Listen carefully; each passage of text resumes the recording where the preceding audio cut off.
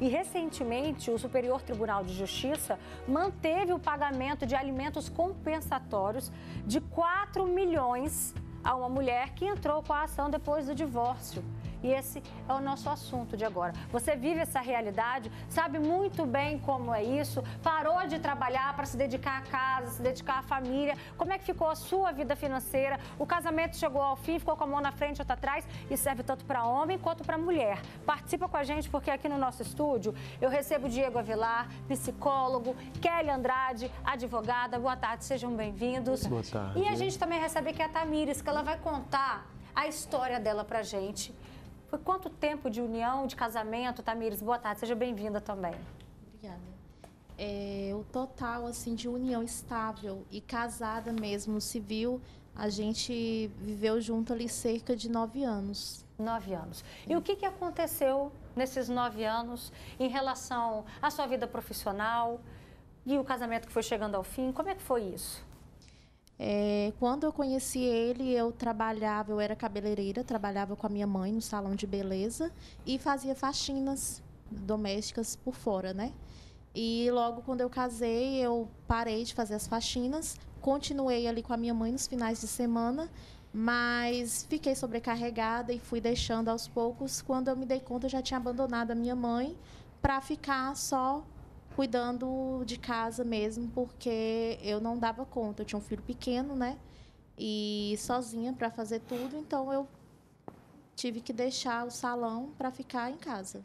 E como é que você fazia com a sua independência financeira, já que você abriu mão do trabalho para cuidar da casa, do filho, né? Até mesmo do marido, que vocês eram casados na época? Como é que foi a sua vida, a sua independência financeira? Ela continuou existindo ou não? Você tinha uma reserva ou não? Como é que ficou isso? Não, eu não tinha nenhuma reserva, não tinha condições financeiras, né?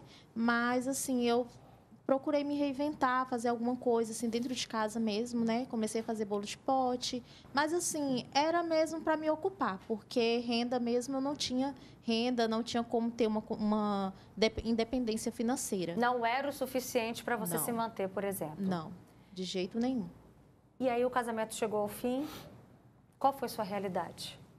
A minha realidade foi que lá onde eu morava, que era na Bahia, eu não tinha condições de ficar ali, porque ia ser muito difícil para mim recomeçar com meu filho, né, que hoje é adolescente, tem 15 anos.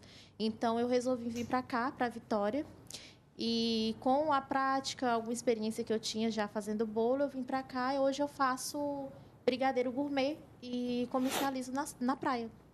Certo. Doutora Kelly, a situação da Tamires ilustra muito bem a realidade de outras pessoas, tanto às vezes situações homens, mas na maioria mulheres que vivem isso também, né? Quantas vezes a gente já recebeu histórias aqui de pessoas que abriram mão da sua vida profissional para justamente se dedicar, mas e depois? A lei garante, existe alguma coisa? Então, explica pra gente sobre essa pensão compensatória, como é que funciona? Boa tarde, Boa Roberta. tarde. De fato, os alimentos compensatórios, que é uma pensão compensatória, tem duas vertentes. A primeira é humanitária, em que se compensa um sacrifício feito por um dos cônjuges para que o outro crescesse na vida. Então, eu renunciei a um estudo, renunciei à faculdade, renunciei ao meu mestrado, renunciei a investir na minha carreira, sacrifiquei a minha carreira para que ele crescesse. E aí, no divórcio, para buscar equilibrar a questão econômico-financeira do casal e trazer manter o mesmo padrão de vida que eles tinham antes, quando casados eram, né? Criou-se a pensão compensatória humanitária, que visa compensar o sacrifício feito por um dos cônjuges para que o outro crescesse profissionalmente. E tem também a pensão compensatória patrimonial, que é quando o casal tem uma empresa, por exemplo, e no divórcio um dos cônjuges fica cuidando exclusivamente dessa empresa e auferindo exclusivamente os rendimentos e benefícios dessa empresa. Então, ele vai pagar uma pensão compensatória para outra que ficou sem os bens e teria direito a eles, né? Como forma indenizatória. Então, os alimentos compensatórios, que é a pensão compensatória, não tem caráter alimentar, tem caráter indenizatório. E por isso também que não cabe prisão civil. Em caso de dívida de caráter alimentar, cabe prisão civil. caráter indenizatório, que é o compensatório, não cabe à prisão civil.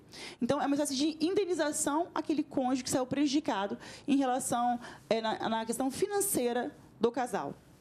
Olha só, diante dessa realidade, a gente até conversou com outras mulheres que vivem essa mesma situação da Tamires, Diego, a respeito do sentimento que algumas me relataram de humilhação. Porque quando você perde essa independência financeira, a Tamires está aqui para falar sobre isso, ela também chegou a se sentir assim. À medida que você perde essa independência financeira, que no início talvez pode até ser um combinado entre o casal, mas que depois você se vê com a mão na frente e outra atrás, chega a esse ponto dela se sentir invalidada, né? Então, quais são as consequências que isso pode trazer para uma mulher que está naquele momento da vida ali pós-divórcio? Perfeito, Roberta. A doutora traz o conceito de indenizar esse cônjuge, né? Mas aqui a gente precisa entender a anulação que esse cônjuge que solicita essa compensação está vivendo naquele momento. Quando a gente fala de um relacionamento, a gente fala de uma identidade de um casal.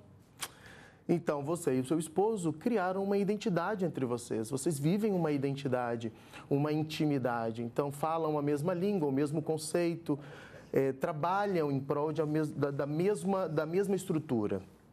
Quando rompe-se o relacionamento, a gente está falando aqui de uma perda de identidade. Então, essa mulher, que geralmente é o que nós vemos que as mulheres solicitam mais, né?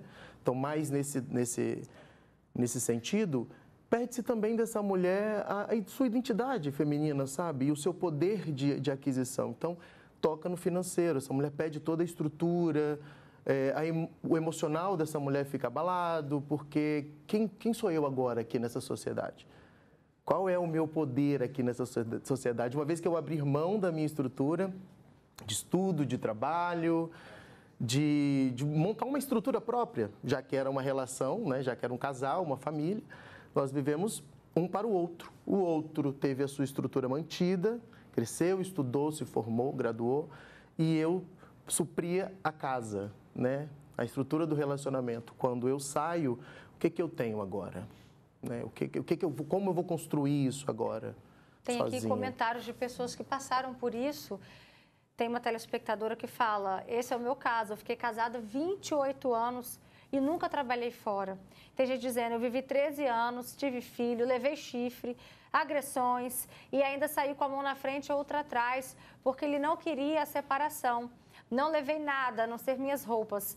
Meu filho, né? E nem pensão ele nunca pagou. E dá a entender ainda que é a pensão para o filho, porque essa pensão compensatória, muitas pessoas nem sabem dessa possibilidade, né? Desse direito, né, doutora Kelly? Isso, ela só cabe para ex-cônjuges, não se aplica a filhos. Filhos é a pensão alimentícia. Okay. A compensatória é exclusiva de ex-cônjuges. E tem que ser casado no papel?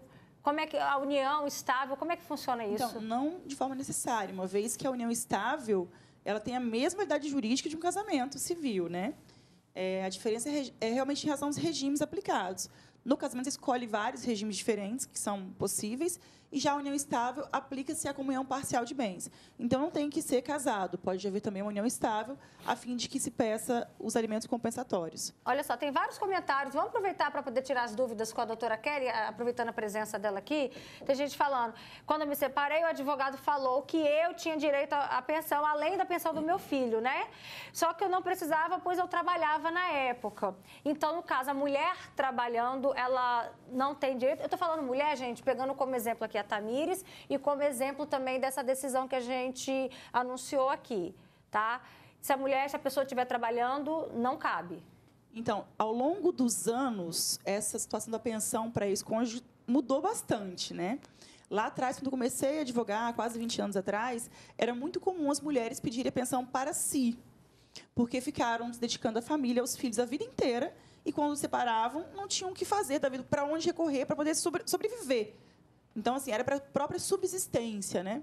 Com o tempo, nós vimos a jurisprudência, as decisões mudando. E aí passaram antes era uma pensão vitalícia, alimentícia, né, não compensatória, que existia para as mulheres, né, e para pessoas de modo geral, mas geralmente mulheres. Com o tempo, passaram a limitar essa pensão alimentícia, dizendo, olha, não pode ser vitalícia. Vamos te dar uma pensão alimentícia, mas por tempo determinado.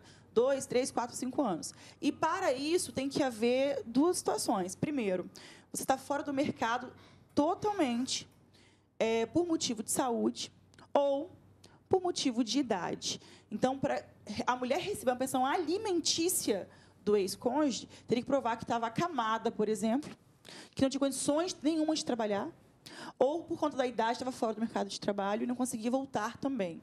E, ainda assim, era uma pensão provisória, com tempo determinado, né? Essa é a pensão alimentícia. Então, esse caso que foi narrado pela telespectadora, que participou conosco, ela disse sobre a pensão alimentícia, que foi dito que ela tinha direito e ela renunciou, né? Porque ela trabalhava. Mas a regra é essa, não paga essa pensão alimentícia para ex-cônjuge se não houver uma necessidade extrema, o que é diferente da pensão compensatória, que é indenizatória.